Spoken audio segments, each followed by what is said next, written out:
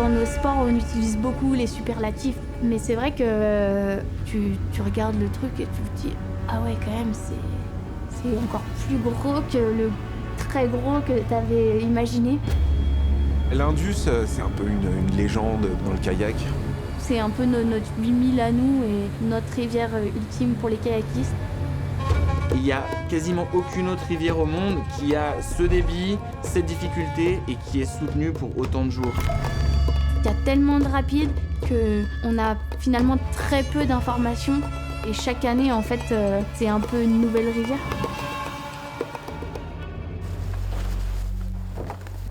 On embarque vraiment au début de l'entonnoir. T'as peur, tu sens que ça va être long et éprouvant quoi. Quand on voit une ligne d'horizon, c'est-à-dire qu'on voit plus le reste de la rivière, on est obligé de descendre du kayak et d'observer ce rapide depuis l'extérieur.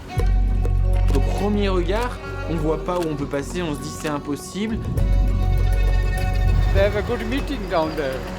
They are searching the way, how can they do, but Si tu te rates, si t'es pas dans la bonne fenêtre, dans la bonne ligne, tu passes assez radicalement de « je me suis tapé le coude sur un caillou, j'ai un bleu » à « je suis resté coincé et t'es noyé » quoi.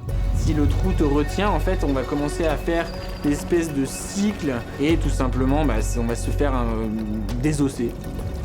Il y a cette dimension d'engagement total. Alors, On n'avait pas trop saisi l'ampleur de l'isolement.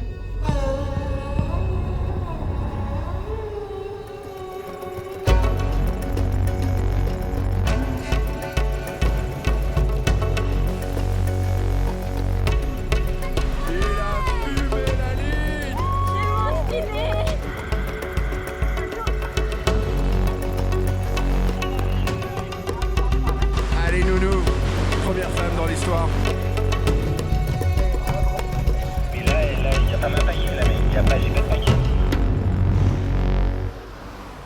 On part entre amis, sortir de nos zones de confort et se confronter à la plus grosse eau vive de toute notre vie.